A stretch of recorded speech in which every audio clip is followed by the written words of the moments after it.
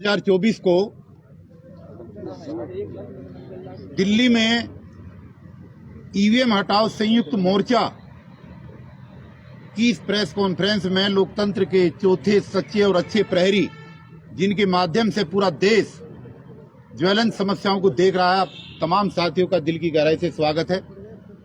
आप लोगों को हर 2 दिन बाद बार बार प्रेस कॉन्फ्रेंस के माध्यम से हम बुलाते हैं, क्योंकि रोजाना नए नए तथ्य निकल करके आ रहे हैं। आज की इस प्रेस कॉन्फ्रेंस का जो उद्देश्य है, कुछ चौंकाने वाले तथ्य सामने आए हैं इस ईवीएम के मैटर्स को लेकर के, ईवीएम की मैन्युफैक्चरिंग को लेकर के, और जो चुनाव आयोग की रिपोर्ट्स हैं उनके माध्यम से लेकर के। हमारे तमाम साथी यहां पर मौजूद हैं और इन तथ्यों को दिल्ली सरकार के पूर्व कैबिनेट मंत्री और एडवोकेट राजेंद्र पाल गौतम जी और सुप्रीम कोर्ट के सर्वोच्च वकील जो हैं भानु प्रताप सिंह, ये आपको बताएंगे। डीएन सिंह, बलराज मलिक साहब, हिजम सिंघा साहब, तमाम अलग अलग विषयों पर आपसे बात करेंगे। मैं आपको सिर्फ 1 या 2 बातें बताना चाहूंगा। नंबर 1 ये कि पहली प्रेस कॉन्फ्रेंस के अंदर हमने देश की जनता से ये निवेदन किया था कि जो मिस कॉल नंबर हमने जारी किया था, उस मिस कॉल के नंबर में कुछ टेक्निकल फॉल्ट होने की वजह से बहुत सारे लोगों की कॉल उसमें रजिस्टर नहीं हो पा रही थी। वो जो उसमें टेक्निकल फॉल्ट था वो हमने दूर कर दिया है और अब उसका रिकॉर्ड पिछले 4 दिन से जो ऑब्जर्व कर रहे हैं हम, वो बहुत जबरदस्त आ रहा है। पूरे देश में कश्मीर से लेकर कन्याकुमारी तक डेली लाखों टेलीफोन प्रतिदिन के हिसाब से उसमें आ रही है, जिससे ये साबित होता है कि आप लोगों के चैनल के माध्यम से देश की जनता जो भी तथ्य हमने उनको रखे हैं, जनता आंदोलन के लिए सड़क पर आने के लिए तैयार हो चुकी है।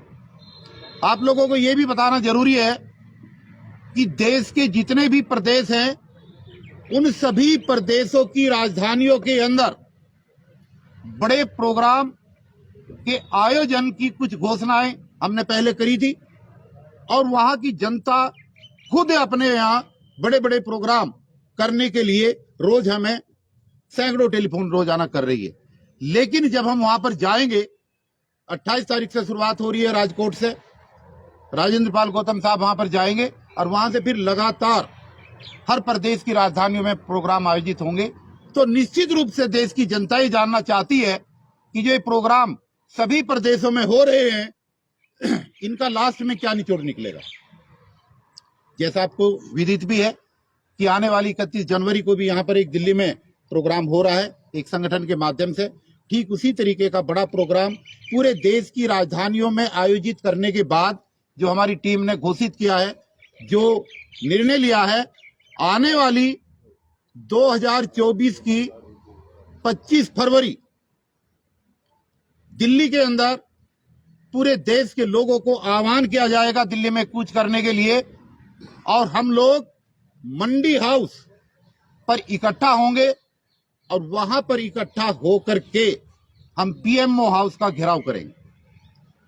पीएम हाउस का घेराव करने के बाद उसके बाद में राष्ट्रपति महोदय को इस ईवीएम को हटाने का एक ज्ञापन सौंपा जाएगा और उनसे निवेदन किया जाएगा कि 2024 लोकसभा के चुनाव की नोटिफिकेशन होने से पहले सरकार इस पर संज्ञान ले और ईवीएम से चुनाव न कराने की सरकार घोषणा करे।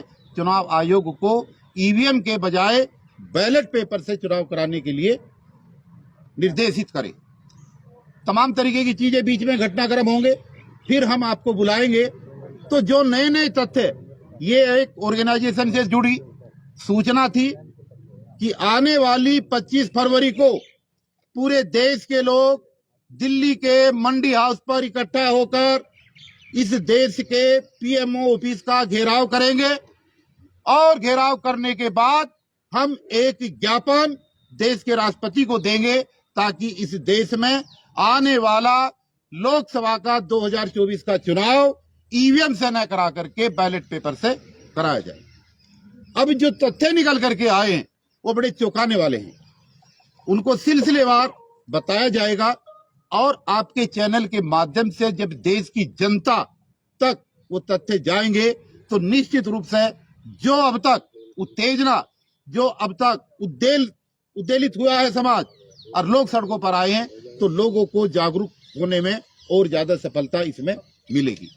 तो मैं अपने सीनियर साथी दिल्ली सरकार के पूर्व मंत्री और एडवोकेट राजेंद्र पाल गौतम जी से निवेदन करूंगा कि जो चीजें उन्होंने स्टडी की है, जो नई चीजें निकल करके आई हैं, वो आए और चैनल के माध्यम से देश की जनता को बताएं कि ऐसे कौन से तथ्य हैं जो चौंकाने वाले तथ्य आज आए हैं, जिनकी वजह से ये प्रेस कॉन्फ्रेंस आज हमें आयोजित करनी पड़ी।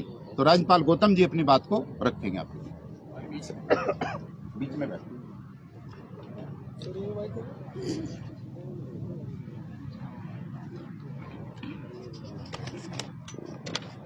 नमस्कार साथियों, सबसे पहले तो मैं जननायक कर्पूरी ठाकुर जी को भारत रत्न दिया गया, उसके लिए मैं सभी देशवासियों को बधाई देता हूं और साथ ही साथ बहुजन नायक मान्यवर कांसीराम साहब को भी भारत रत्न दिया जाए, इसकी मांग करता हूं।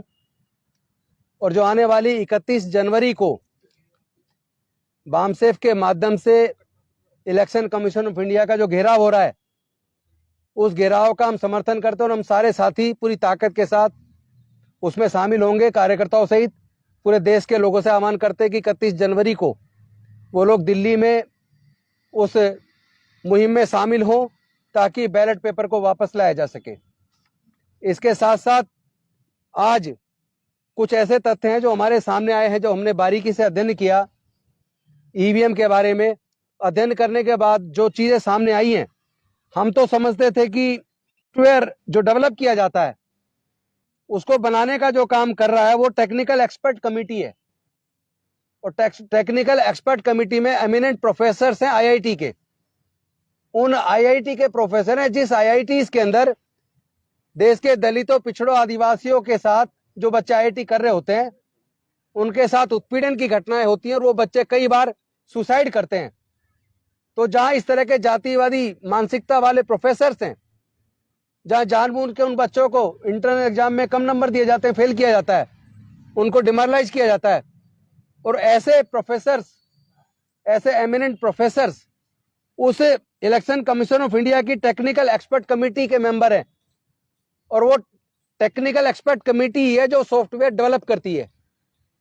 और जो ये ECIL और BEL है, ये तो हार्डवेयर बनाती है, ये तो उसको असेंबल करती है। तो हमें जो बाकी तथ्य पता लगे वो ये पता लगे हैं कि जो कंट्रोल यूनिट है उसका सॉफ्टवेयर टेक्निकल एक्सपर्ट कमेटी बनाती है और वो कमेटी उस सॉफ्टवेयर में ही ये तय कर देती है किसको जिताना है। ये टेक्निकल एक्सपर्ट कमेटी के हाथ में है। अगर टेक्निकल एक्सपर्ट कमेटी पहले से विनोवर कर ली जाए, उनको खरीद लिया जाए या किसी भी तरीके से इन्फ्लुएंस में ले लिया जाए, तो जब वो सॉफ्टवेयर डेवलप करते हैं, सॉफ्टवेयर में ही अगर वो चाहे तो ये तय कर सकते हैं कि किसको जिताना है। लेकिन इसको जिताने का खेल, जो सबसे बड़ा खेल है, वो बिना टाइमर के संभव नहीं है। इस मशीन के अंदर, ईवीएम के अंदर जो कंट्रोल यूनिट है उसके अंदर बकायदा एक टाइमर लगा हुआ है जिसमें पूरा टाइम, डेट दोनों चीज होती है। और अगर टाइम और डेट ना हो तो वो गड़बड़ करना मुश्किल है। मैंने इसको बड़े बारीकी से पढ़ा है और उसके आधार पर मैं आपको बताऊं, कैलकुलेटर का काम करते हैं तो इसमें टाइमर की जरूरत क्या है। क्योंकि जब वोट पड़ता है तो बकायदा किस वक्त वोट चालू हुआ पड़ना, कब वोट पड़ना खत्म हुआ, टोटल कितना वोट हुआ, उसका बकायदा पेपर पे भी मैनुअल तरीके से उसको मेंटेन किया जाता है। तो उस मशीन के अंदर टाइमर की आखिर जरूरत क्या है, उसमें क्लॉक की जरूरत क्या है। और वो ऐसा टाइमर है जिसको वोटर नहीं देखता, वो इलेक्शन कमीशन के अधिकारी जिसके हाथ में कंट्रोल यूनिट होती है केवल वो देखता है। क्योंकि जो वोटर है वो तो सीधा जाके, जो कीबोर्ड है, जो बैलेट यूनिट है, वो तो जाके सिर्फ वहां बटन दबाता है। और बैलेट यूनिट में कोई नंबर नहीं होता, उसके अंदर ABCD होते हैं। और अगर कैंडिडेट जेड से ज्यादा नंबर तक खड़े हो जाएं तो इलेक्शन कमीशन ऑफ इंडिया ने ऐसे कर रखा, चूंकि फिर गड़बड़ी नहीं हो सकती, इसलिए फिर वो 2 मशीनें लगाने से भी काम नहीं चलेगा। उसके बाद वो क्या करते हैं कि बैलेट से चुनाव होगा, यानी जो लेटर है इंग्लिश के ए से जेड तक, अगर उस लेटर से ज्यादा संख्या में चुनाव लड़ने वाले उम्मीदवार अगर आ गए तो इलेक्शन कमीशन ऑफ इंडिया की गाइडलाइन के हिसाब से चुनाव फिर ईवीएम से नहीं होता, बैलेट से चुनाव होता है। तो सारा खेल ही है, क्योंकि वो जो बैलेट यूनिट है वो उसमें केवल ए से जेड तक के नंबर के जितने कैंडिडेट खड़े हैं वो नंबर डलता है, 1 2 3, एक दबाया तो वो कंट्रोल यूनिट को इंफॉर्मेशन बैलेट यूनिट देती है, और वो ए बी सी डी इस तरीके से उसमें मार्किंग होती है। तो वो ए दबाया तो ए का सूचना उसको देगा कंट्रोल यूनिट को, और कंट्रोल यूनिट में वो दर्ज हो जाएगा। लेकिन होता क्या है कि जो उसके बाद जब लोग अपना नॉमिनेशन फाइल कर देते हैं उम्मीदवार, और नॉमिनेशन विड्रॉ होने की डेट के बाद उसके बाद इलेक्शन कमीशन ऑफ इंडिया के इंजीनियर्स, जो कोई जरूरी नहीं है कि सरकारी आदमी हो, वो कोई प्राइवेट टेक्निकल एक्सपर्ट भी हो सकता है, वो हायर किया हुआ आदमी भी हो सकता है, वो आकर वो उस मशीन के अंदर, चूंकि उसमें एक मेमोरी होती है, और दूसरा जो 2 चीज जो वो करता है वो होता है टाइम फाइल बनती है और एक कैंडिडेट फाइल होती है। वो जो एक्सपर्ट आता है जो चुनाव की डेट से एकदम पहले, जब विड्रॉ की डेट खत्म हो जाती है और फाइनल हो जाता है कितने उम्मीदवार किस किस पार्टी के चुनाव मैदान में बचे हैं, उसके बाद जो मशीन में वो डालते हैं, वो एक तो टाइम फाइल डालते हैं और एक कैंडिडेट फाइल डालते हैं, ताकि किसको वोट दिया जा रहा वो उसमें आ सके। लेकिन असली बात जो है वो सॉफ्टवेयर जो उधर डिजाइन किया गया टेक्निकल एक्सपर्ट कमेटी में, और टेक्निकल एक्सपर्ट कमेटी को अगर इन्फ्लुएंस कर दिया गया और उसने अगर वहीं तय कर दिया किसको जिताना, चूंकि ये विश्वास कहां से आता है कि इस बार 300 से ज्यादा जीतेंगे, इस बार 400 से ज्यादा जीतेंगे, ये कॉन्फिडेंस कहां से आता है? ये कॉन्फिडेंस से वही कह सकता है जिसको पता है कि उसने इन्फ्लुएंस करके टेक्निकल एक्सपर्ट कमेटी के माध्यम से उसके अंदर सॉफ्टवेयर वो डेवलप करवा दिया है कि उन्होंने उस पार्टी को इतने चुनाव में इतने वोटों से जिताना है। अभी आपने देखा होगा पिछले दिनों मध्य प्रदेश के अंदर एक कैंडिडेट ने, बीजेपी के कैंडिडेट ने, उसने पहले ही बता दिया मुझे इतना बीजेपी को वोट मिलेगा, इतना उसको मिलेगा, और जब रिजल्ट आया तो वो वाकई उतना ही निकला, थोड़ा बहुत वोट का अंतर था।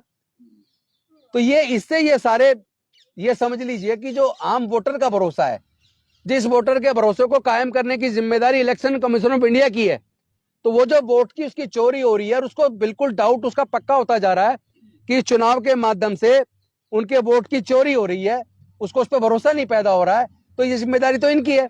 और दूसरा डाउट इसलिए और ज्यादा मजबूत हो जाता है क्योंकि जब सुप्रीम कोर्ट ने व्यवस्था दे दी कि इलेक्शन कमीशन का गठन कि 3 जो सदस्य कमेटी होगी, एक प्रधानमंत्री होंगे, एक अपोजिशन के लीडर होंगे और एक सुप्रीम कोर्ट के चीफ जस्टिस होंगे, लेकिन माननीय मोदी जी ने संसद के माध्यम से एक कानून लाकर उसको बदल दिया, और अब उस 3 सदस्य कमेटी में 2 सदस्य केंद्र सरकार के हो गए, एक प्रधानमंत्री जी हो गए और एक उनके लॉ मिनिस्टर हो गए, एक लीडर अपोजिशन हो गए। यानी जिसको इलेक्शन कमिश्नर वो बनाना चाहेंगे वो उसको बनाएंगे, और वो उनके इन्फ्लुएंस का आदमी हो सकता है, इस पॉसिबिलिटी को रूल्ड आउट नहीं किया जा सकता। इसीलिए हम निवेदन करते हैं इलेक्शन कमीशन ऑफ इंडिया से, देश के राष्ट्रपति जी से, कि वो इसमें संज्ञान लें, और माननीय सर्वोच्च न्यायालय के मुख्य न्यायाधीश से और उनके कंपेनियन जजेस से भी हम निवेदन करते हैं कि वो इस पर संज्ञान ले और उस व्यवस्था को कायम करें, और जो ये कानून लाया गया संसद के द्वारा उसको नल एंड वॉइड डिक्लेयर करें।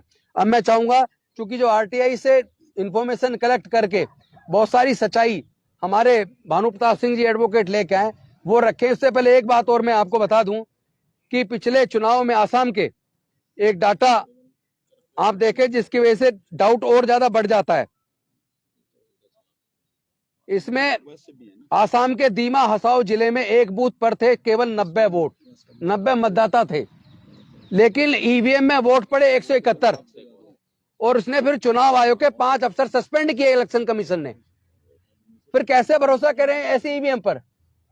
और दूसरा डाटा है मध्य प्रदेश, छत्तीसगढ़ का, वहां बसपा के कैंडिडेट खड़े हुए, वहीं उनके रिश्तेदार रहते थे, घर वाले रहते थे, लेकिन उस खुद अपने उनके बूथ से उनको एक भी वोट नहीं मिला, उनका खुद का वोट कहां गया? तो ये सारे डाटा जो हमारे पास आ रहे हैं जगह जगह से, उससे बात साबित हो जाती है कि इलेक्शन कमीशन ऑफ इंडिया क्यों इतना जिद्दी हो गया है, क्यों वो ईवीएम से चुनाव कराने पे क्यों आमादा है? क्यों भारतीय जनता पार्टी के वरिष्ठ नेता एवं होम मिनिस्टर ये कह रहे हैं कि इस बार 400 पार? क्यों भारतीय जनता पार्टी के बड़े नेता कह रहे हैं इस बार 400 पार आएंगी? उन्हें इतना भरोसा कैसे है जबकि उन्होंने कोई काम ऐसे नहीं किया?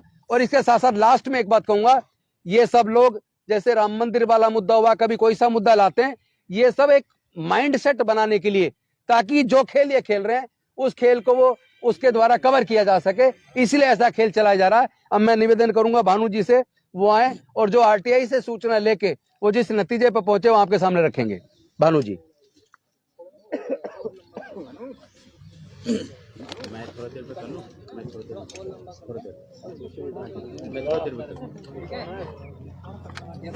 थैंक यू राजेंद्र जी।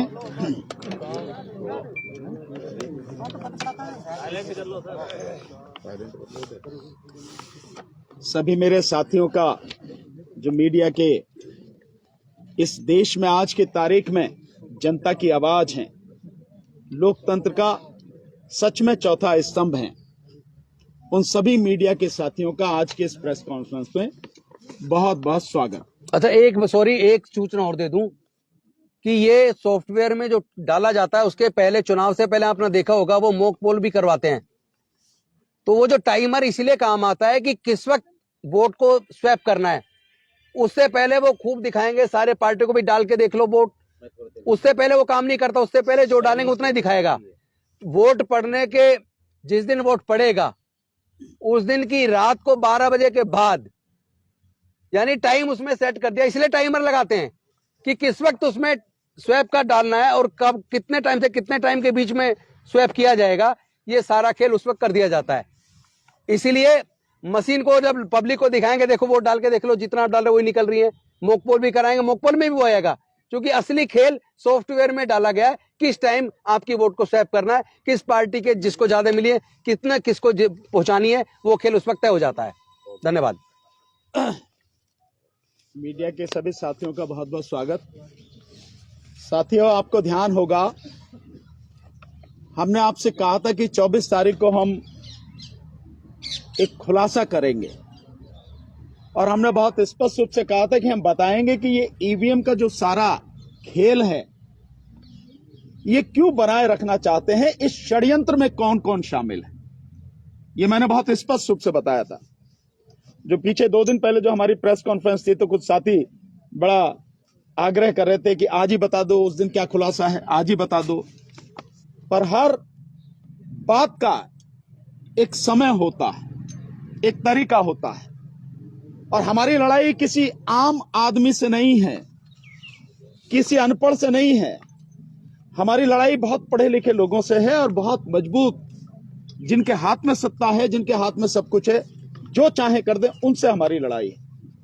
तो लड़ाई फिर सबूतों के साथ ही लड़ी जा सकती है, कागजों से लड़ी जा सकती है, और मैंने आपको कहा था कि सबूतों के साथ बताएंगे इस षड्यंत्र में कौन कौन शामिल है, कौन इसको बनाए रखना चाहता है।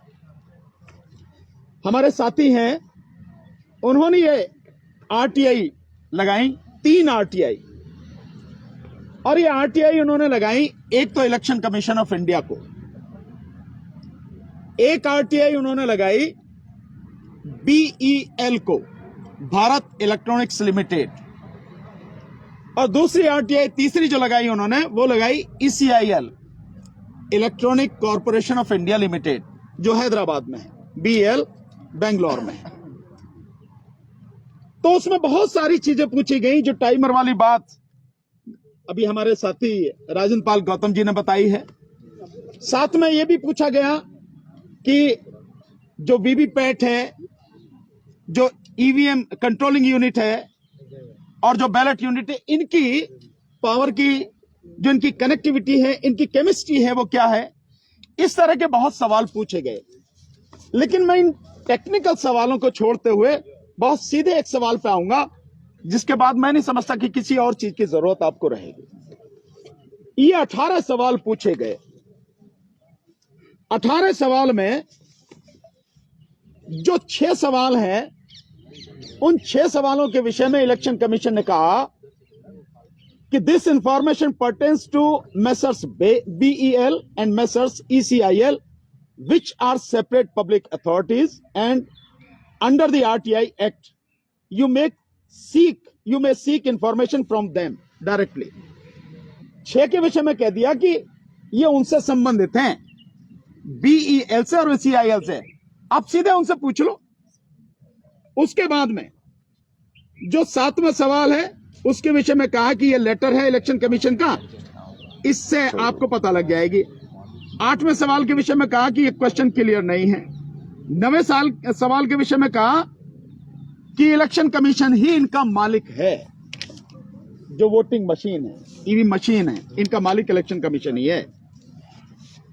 एक सवाल के विषय में कहा कि कोई स्पेसिफिक इंफॉर्मेशन इन्होंने मांगी नहीं है, और एक सवाल के विषय में कहा कि इलेक्शन के बाद में कोई ऑडिट वगैरह होता है, उसने कहा कि नहीं, ऐसा कोई प्रोविजन नहीं है। इसी तरह से सारे सवाल पूछे गए और आखिर में एक सवाल पूछा गया, सवाल नंबर 18, जिसको जानना बहुत जरूरी है। और उसमें पूछा गया कि ये जो ईवीएम है, मैं जो एक्चुअल सवाल है वो इंग्लिश में आपको पढ़ के सुनाता हूं, फिर हिंदी में बताऊंगा। सवाल नंबर 18, whether EVMs, electronic voting machines and VVPAT voter verifiable paper audit trail is certified and verified by any authentic recognized institution of Government of India as well as by any international institution, agency or organization. If so, kindly provide me details. क्या पूछ रहे हैं कि जो EVM machine है, जो VVPAT machine है, क्या इनको किसी ने सर्टिफाइड किया है? भारत सरकार के किसी उपक्रम ने किया है? भारत सरकार ने किया है? कोई राष्ट्रीय अंतर्राष्ट्रीय एजेंसी ऑर्गेनाइजेशन उसने किया है? यह सवाल है। जवाब क्या है? इलेक्शन कमीशन कहता है this information pertains to Messrs BEL and Messrs ECIL which are separate public authorities under the RTI Act. You may seek information from them directly. मतलब ये मेरे से रिलेटेड नहीं है। अभी मैंने जो सवाल आपको बताया वो सवाल क्या है, जिसका जवाब था कि इसका मालिक कौन है इन मशीनों का? मालिक है election commission of India. Election commission खुद कह रहा, सवाल नंबर 9 पे, voting machines are owned by the election commission of India. मालिक कौन है? Election commission. और जब ये पूछा गया तो कह रहा मुझे पता नहीं है, उनसे पूछ लो, ECI से BEL से। ओके, तो हमारे साथी ने फिर RTI लगाई BEL बेंगलोर को। उस RTI का जो जवाब आया आप उसे सुन लीजिए। ये इलेक्शन कमीशन को दी गई RTI थी ये, और ये इलेक्शन कमीशन के जवाब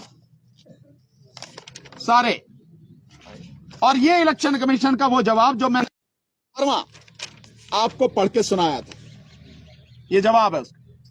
अब मैं BEL जो है उसको जो RTI लगाई गई थी, ये RTI उसको लगाई गई थी, ये RTI उसको लगाई गई थी। इसमें जो जवाब दिया मैं सीधा उसी को पढ़ता हूं। जो 18वां सवाल है, बिल्कुल सेम सवाल पूछे गए हमसे, कोई अलग नहीं है। 18वें सवाल का ये देखें, लास्ट में जो है 18वें सवाल का जवाब देते हैं, वही सवाल है जो बिल्कुल पूछा, शब्द बाई शब्द वो है। जवाब बताता हूं केवल। EVMs and VVPAT are manufactured as per approved specifications of technical expert committee, जो अभी बताई, and inspected by the inspection agency identified by election commission of India. केवल वो तो बनाती है, और इलेक्शन कमीशन की जो कमेटी है, एक्सपर्ट कमेटी, वो जैसा कहती है वो बनाती है, और वही उसका इंस्पेक्शन करती है। तो फिर इलेक्शन कमीशन को यह जवाब देना गया, third party inspection is done. Inspection किया गया है, सर्टिफिकेट नहीं दिया गया। यानी जो ईवीएम, जो वीवीपैट, जो बैलेट यूनिट, कंट्रोल यूनिट, आप जिनसे चुनाव करा रहे हैं, आम जनता जिससे वोट डाल रही है, इस देश का वोटर जिससे डाला है, वो किसी भी संस्था द्वारा, किसी भी नेशनल इंटरनेशनल संस्था द्वारा सर्टिफाइड नहीं है। आप बाजार से जाते हो, मैं बहुत छोटी सी बात आपको बता, नमक लेने जाते हो, नमक पे लिखा होता ना किसके द्वारा, लिखा होता FSSCI, लिखा AI, होता नहीं होता, FSSAI होता नहीं होता। इसका मतलब यह है कि सरकार ने एक संस्था बना रखी है जो सर्टिफाइड करती है, हाँ भाई खाने लायक है, जहर नहीं है, ठीक है, जहर के लिए भी है। और इसी तरह से और कोई इंस्ट्रूमेंट हो, कोई भी चीज हो, तो उस पर बाकायदा मोहर लगे होते ना, ISI, पहले ISI था, अब ISO हो गया होगा, ये भी होता है। मतलब कोई भी चीज बनेगी, वो चीज उसके कोई स्टैंडर्ड, कोई मानक नियुक्त किया जाएंगे, निश्चित किए जाएंगे। इलेक्ट्रॉनिक्स का BIS है, जो इलेक्ट्रॉनिक आइटम्स है उनका BIS है। कहीं से है, आपने तीनों को मैंने पढ़ के सुना दिया आपको। जो इलेक्शन कमीशन का है उसने कह दिया उन दोनों से ले लो भैया, और दोनों ने कहा कि भैया वो तो जो कमेटी कहती है हम तो वही बना देते हैं, और तीसरे ने कहा कि भैया उससे जो है वो इंस्पेक्शन करके गई, सर्टिफिकेट नहीं है। मतलब जिस प्रणाली से आप चुनाव कर रहे हैं इस देश के मतदाता के साथ में, इससे बड़ा धोखा और क्या होगा। कोई सर्टिफिकेट नहीं है। और मैं आपको बता रहा हूं, इलेक्शन कमीशन के लोग ये गए थे इसको पेटेंट कराने, जहां गए थे इंटरनेशनल एक संस्था है, उसने कागज फेंक के मारे इनके। किस बात का पेटेंट करा रहे हो? क्योंकि जिस व्यक्ति ने ये मशीन बनाई उसी ने इस पे कहा कि इस पर कोई भरोसा नहीं कर सकते। और कोई भी चीज बना रहा है, चाहे आप ये मोबाइल है, चाहे आपका ये कैमरा है, ये कुछ भी है, कोई तो व्यक्ति बना रहा है ना। जो बनाने वाला है उसके विषय में पता होनी चाहिए। सबसे ज्यादा अगर उसके विषय में कोई भी ऑथेंटिसिटी दे सकता है, ऑथेंटिक बात कह सकता है, कोई सर्टिफाइड कर सकता है, तो वो व्यक्ति होगा ना कि ये कैसे करती है, क्या काम करती है। किसी व्यक्ति के विषय में आपको पता नहीं, कौन सॉफ्टवेयर बना रहा है, कौन क्या कर रहा है, कोई सर्टिफिकेट नहीं है। यह है इलेक्शन कमीशन की बेईमानी। मैं इसे सीधे शब्दों में बेईमानी बोलता हूं। और यह है इलेक्शन कमीशन का इस देश के लोगों को, मतदाताओं को धोखा। 100 करोड़ मतदाताओं को, 140 करोड़ नागरिकों की पीठ में छुरा भोंकना, यह है उसका काम। और अब और मजेदार बात, मैंने आपको बताया था कि षड्यंत्र में कौन कौन शामिल है। आप देखेंगे कि इलेक्शन कमीशन केवल नाम का है, सारा खेल तो सरकार कर रही है। कैसे कर रही है? ये जो मैंने आपको ECIL की जो RTI दिखाई, इसमें शुरू में ऊपर देखो, बिल्कुल ऊपर, यहां पे बिल्कुल ऊपर लिखा है electronic corporation of India, Bharat सरकार का उद्यम। यानी ये भारत सरकार की कंपनी है। ये इलेक्शन कमीशन के हाथ में इंडिपेंडेंट नहीं है। जिस देश में आज की तारीख में पिछले 10 साल से एक व्यक्ति ने पूरी सरकार को, हर डिपार्टमेंट को अपनी मुट्ठी में रखा हुआ है, ये उसका काम नहीं करेगा। तो इसका मतलब साफ है कि केवल कहने के लिए इलेक्शन कमीशन है, सारा काम सरकार कर रही है। बैलेट पेपर छापने के लिए मात्र आपको 8 से 10 दिन चाहिए। जिस दिन नॉमिनेशन वापसी की डेट होती है और लिस्ट फाइनल होकर आती है कि ये कैंडिडेट, उसके बाद में बैलेट पेपर छपता है। लेकिन ये मशीनों के लिए बनाने के लिए, यहां से वहां तक भेजने के लिए सालों पहले काम होता है। सालों पहले। वो कौन काम कर रहा है? वो सारे के सारे गवर्नमेंट ऑफ इंडिया के अंडर में सारा काम हो रहा है। यानी भारत सरकार काम कर रही है। वो भारत सरकार जिसे आप सब अच्छी तरह से उसके चरित्र को आज की तारीख में जानते हैं। और केवल यही नहीं, ये ECIL ही भारत का उपक्रम नहीं है। जो BEL ये काम करती है, किसके अंडर में काम करती है? इंफॉर्मेशन एंड टेक्नोलॉजी जो मिनिस्ट्री है, उसके अंडर में ये काम करती है ECIL। और अब दूसरी जो BEL है, भारत इलेक्ट्रॉनिक्स लिमिटेड, वो मिनिस्ट्री ऑफ डिफेंस के अंडर में काम करती है। यानी डिपार्टमेंट किसका है? सरकार का, इंफॉर्मेशन टेक्नोलॉजी। और दूसरा डिपार्टमेंट किसका है? वो डिपार्टमेंट है मिनिस्ट्री ऑफ डिफेंस का, राजनाथ सिंह जिसके मंत्री हैं। यानी सरकार के अंडर में EVM, सरकार के अंडर में VVPAT, सरकार के अंडर में सब कुछ। और नाम कहा जा रहा है इलेक्शन कमीशन। जिस इलेक्शन कमीशन की जिम्मेदारी है आर्टिकल 324 के तहत कि वो फ्री, फेयर एंड ट्रांसपेरेंट। और इलेक्शन कमीशन, कहीं भेदभाव नजर आता है आपको इसमें? कहीं दोनों अलग अलग नजर आते हैं क्या? दोनों बिल्कुल मिले हुए हैं। इसलिए सरकार और इलेक्शन कमीशन किसी सूरत में नहीं चाहते कि यह चुनाव बैलेट पेपर से हो, ईवीएम से ना हो। इसीलिए इलेक्शन कमीशन बार बार कह रहा है और इसीलिए सरकार सीना ठोक के कह रही है कि इस बार 400 के पार। मोदी जी ने तो कहा कि इस बार सारी सीटें जीत के लाएंगे, 543 की 43। यह है असली कहानी, यह है पूरा का पूरा षड्यंत्र। तो सब कुछ जो हो रहा है ये सब इसमें शामिल हैं। कहने के लिए रह गया है इलेक्शन कमीशन इंडिपेंडेंट नहीं है। इलेक्शन कमीशन इंडिपेंडेंट काम नहीं करता। इलेक्शन कमीशन सरकार के साथ मिलकर काम करता, सरकार के लिए काम करता है। इसलिए इसको बरकरार रखना चाहते हैं, बनाए रखना चाहते हैं। और सरकार के इशारे पर ही जब हमने डेमोन्स्ट्रेशन करके दिखाया कि कैसे गड़बड़ी होती है, उसके बाद गली गली घूम रहा वो ईवीएम लेके, मशीनें लेके। यह है उसका सारा खेला जो है। और अब एक और आपको बहुत महत्वपूर्ण चीज, बेईमानी के कई तरीके हम आपको धीरे धीरे हर पहलू दिखाएंगे, पूरा बताएंगे कि इलेक्शन कमीशन और सरकार किस तरह से इस खेल में शामिल है, क्या इनका घिनौना चरित्र है। एक और चीज बताता हूं आपको, इसके बाद, इन दोनों चीजों के बाद, आप लोगों ने वोट डाली होगी, आप वोट डालने जाते हैं। 3 चीजें होती है, कंट्रोलिंग यूनिट, बैलेट यूनिट और वीवीपैट। इन तीनों के बिल्कुल अपने अलग नंबर हैं, यूनिक आइडेंटिफिकेशन नंबर होता है तीनों का, हर मशीन का बिल्कुल अलग होता है। और लास्ट में जब चुनाव, जहां पोलिंग खत्म हो जाता है, तो प्रिजाइडिंग ऑफिसर जो होता है, उस प्रिजाइडिंग ऑफिसर की जिम्मेदारी है कि ये इंफॉर्मेशन जो भी एजेंट होते हैं, पोलिंग एजेंट पार्टियों के, उनको दे। क्या इंफॉर्मेशन? वो क्या देता है आपको? वो देता है आपको, इतने इस बूथ पे वोट थी, इतनी वोटें पड़ी, इतनी महिलाएं थी, इतने पुरुष, इनकी वोटें पड़ गई, और ये पर्चा बना के आपको दे देता है। इससे क्या होता है? इसके अलावा जो इंफॉर्मेशन चाहिए आपको, वो क्या है? उसे नहीं देता। वो इंफॉर्मेशन कहां होती है? वो इंफॉर्मेशन हर मशीन के पीछे बाकायदा सील लगी हुई होती है। क्या इंफॉर्मेशन होती है?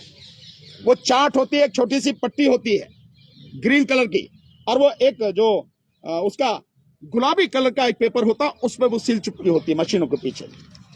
उसमें इंफॉर्मेशन होती है स्टेट या यूनियन टेरिटरी, यानी किस राज्य में या किस संघ शासित क्षेत्र में चुनाव हो रहा है, उसका नाम होता है।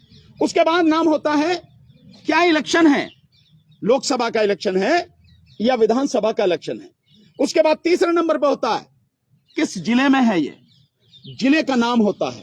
उसके बाद चौथे नंबर पर जो होता है, ये सारे कॉलम होते हैं बाकायदा भरे हुए। चौथे नंबर पर जो होता है उसमें लिखा होता है CU यानी कंट्रोलिंग यूनिट ऑब्लिक BU यानी ballot unit oblique VVPAT number, यानी इनके जो यूनिक आइडेंटिफिकेशन नंबर होते हैं वो सारे उसमें लिखे जाते हैं, क्योंकि हर मशीन का अलग है। ऐसा नहीं है कि सारी मशीनों का एक नंबर है, हर मशीन का बिल्कुल अलग है। तभी तो पहचान होगी ना कि उस बूथ की मशीन ये है, ये लिखी जाती है। इसके बाद जिले का रनिंग नंबर होता है, और इसके बाद उसमें होता है नंबर जो बूथ जो होता है उसका बूथ नंबर होता है। और ये नंबर जो प्रिजाइडिंग वो जो होता है रिटर्निंग ऑफिसर, वो अपनी कलम से डालता है, उसके सिग्नेचर होते हैं। जो इंजीनियर उसको ऑपरेट करता है उसके सिग्नेचर होते हैं। ये इंफॉर्मेशन किसी को भी नहीं दी जाती है, किसी को भी। और इसके बाद मशीनें बंद करके ले जाती हैं। आप कैसे वेरीफाई करोगे? जिस समय काउंटिंग होती है, जिस समय काउंटिंग होती है उस समय लाते मशीन, देख लो साहब, ये मशीन है साहब, देख लो सील लगी है साहब, हाँ सील लगी है, हाँ जी हाँ सील लगी है, अच्छा शुरू करें, हाँ जी करो, बटन दबाया, देखो ये आना शुरू हो गया। क्या उससे पहले ये सारी चीजें जो मैंने आपको बताई कि किस राज्य की है, किस उसकी है, लोकसभा का है या विधानसभा का चुनाव है, और किस जिले की है, क्या इसका बूथ नंबर है, क्या इसका जिले का रनिंग नंबर है, और क्या इन मशीनों का यूनिक आइडेंटिफिकेशन नंबर है। होना यह चाहिए कि वो बाकायदा इलेक्शन कमीशन के पास में रहे, प्रिजाइडिंग ऑफिसर अपने पास रखे, और दूसरा जो एजेंट है उनको दे, और जिस समय काउंटिंग हो वही कागज निकाल के इलेक्शन कमीशन भी लेके आए और एजेंट से भी ले, भैया मिला लो, देखो यही चीज है ना, ये मशीन का नंबर देखो, ये सारे कागज देखो। कहीं नहीं होता। यह है बेईमानी, लोगों को पता नहीं है और पॉलिटिकल पार्टीज भी इस पे ध्यान नहीं देती हैं, जिसकी वजह से ये चोरी चल रही है। इसका मतलब साहब है, हम जो बार बार कह रहे हैं ईवीएम से चुनाव नहीं होने देंगे, किसी कीमत पर नहीं होगा 2024 का चुनाव, वो इसीलिए कह रहे हैं कि जो बेईमानी, जो धांधली अब से 70-72 साल से चलती आ रही है इस देश के मतदाता के साथ, अब वो बेईमानी किसी कीमत पर होने नहीं देंगे। ये है सारी चीजें, क्योंकि ये सब कहने के लिए इलेक्शन कमीशन सारा काम तो सरकार कर रही है और सरकार कभी चाहेगी कि वो ना जीते। जो मोदी जी दिखा रहे हैं, एक नया काल चक्र शुरू हो गया है, एक नया एरा शुरू हो गया है, अमृत काल। वो जो अमृत काल है ना मोदी जी, एक बार मैदान में बैलेट पेपर से आ जाओ, वो सारा अमृत काल जो है ना सब यहीं धरा रह जाएगा। यह है कहानी, ये बेईमानी है, ये है खुलासा जो हमने आपको कहा। अब सारे के सारे इसमें एक चीज और मैं स्पष्ट कर दूं, जब से हमने ये ईवीएम का खुलासा करना शुरू किया है और पूरे देश में जनता जागरूक हो रही है, इस मुद्दे पे सड़क पे आ रही है, इसका एक परिणाम और हुआ है कि जब 26 जनवरी से कुछ दिन पहले धारा 144 लगती थी दिल्ली के अंदर, चूंकि दिल्ली में 31 तारीख को इलेक्शन कमीशन ऑफ इंडिया का घेराव की कॉल पहले से दी हुई है, तो बीट परेड होती है 29 जनवरी को, तो हमेशा धारा 144 29 जनवरी तक रहती थी। इस बार धारा 144 15 फरवरी तक लगाई गई है ताकि देश के लोग ईवीएम के खिलाफ आकर इलेक्शन कमीशन ऑफ इंडिया का घेराव ना करें। लेकिन हम स्पष्ट कर देना चाहते हैं, जिस तरह की गुंडागर्दी केंद्र सरकार कर रही है और होम मिनिस्टर के इशारे पे जिस तरह पुलिस कमिश्नर ने धारा 144 लगाई है, इससे हमारा ये दावा और मजबूत हो जाता है कि ये ईवीएम के खिलाफ ये नहीं चाहते कि आंदोलन खड़ा हो और लोग आकर सड़कों पर उतरें और लोग आके इलेक्शन कमीशन का घेराव करें, लेकिन देश के लोग हर कीमत पर अपनी वोट को बचाने के लिए रोड पे उतरेंगे। एक चीज मैं और बता दे रहा हूं इसी में इनकी बात को आगे, कि वो जो धारा 144 थी पहले 31 जनवरी तक लगाई गई थी, उसके विषय में हम क्यों कह रहे हैं? हम 22 तारीख को जंतर मंतर पर प्रोग्राम करना चाहते थे। जब हम एप्लीकेशन लेके गए तो उन्होंने कहा कि 15 तारीख से लेके 31 जनवरी तक धारा 144 लगी, हमें परमिशन नहीं दी गई, हमें मना कर दिया। हम कोई बात नहीं, 31 के बाद कर लेंगे। 31 के बाद ये सारी चीजें जो आपके माध्यम से पूरे देश भर में पहुंच रही हैं, सब देख रहे हैं, इलेक्शन कमीशन सब वॉच कर रहे हैं, सब तक जारी है। उसके बाद उसको 15 तक बढ़ा दिया।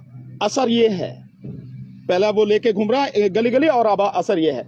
और अब एक चीज जिसके लिए मैं आपको जितना धन्यवाद दूं उतना कम, और आपके साथ साथ देश की जनता, वो भोली साधारण जनता जिसका हक लगातार मारा जा रहा है, वो मतदाता जिनका हक लगातार छीना जा रहा है, चोरी किया जा रहा है जिनका वोट, उनको मैं धन्यवाद देता हूं। हमारी पूरी टीम दिल के साथ उन्हें धन्यवाद देना चाहती है।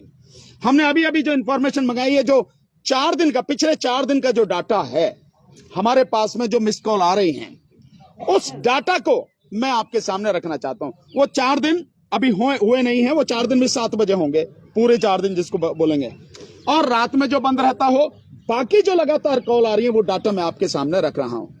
वैसे तो वो डाटा जो कॉल लगातार कर रहे हैं, क्योंकि कुछ लोगों को जानकारी नहीं है, यहाँ जो हमारे देश में जो बेचारे मतलब साधारण लोग हैं, उन्हें पता नहीं कि कॉल कर रहे हैं तो कॉल कट गई तो उसी समय काट हो जाना चाहिए कि भाई अब हमारी कॉल चलेगी, लेकिन वो लगातार कॉल कर रहे हैं। और लगातार कॉल करने का ये है कि जितना एक्चुअल में नंबर आए हैं, कॉल उससे कम से कम 8 गुना ज्यादा है, ये स्थिति है। और जो कॉल अब तक आई हैं इन 4 दिनों में, इसके पीछे का जो 5 दिन का डाटा है वो अलग है, लेकिन इन 4 दिनों